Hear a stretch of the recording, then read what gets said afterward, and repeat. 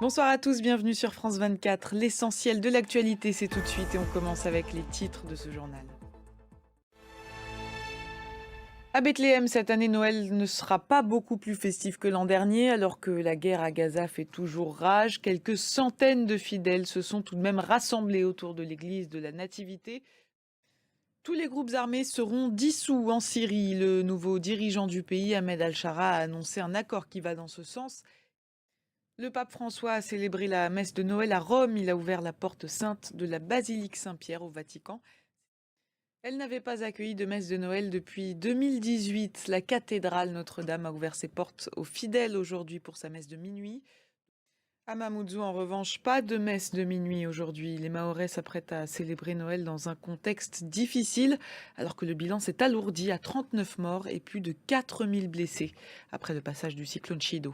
Un reportage d'Angélique Forget et Odile Longueval. La réouverture d'un hôpital s'est déroulée dans la violence en Haïti, à Port-au-Prince. Une fusillade a éclaté. Plus de 8 millions de Soudanais au bord de la famine, un chiffre qui fait froid dans le dos et qui a été dévoilé dans un rapport de l'ONU. La famine se propage au Soudan, déchiré par la guerre civile. Ce sont principalement les camps de réfugiés et les communautés de déplacés qui sont touchés. Le récit d'Alexandra Quarini.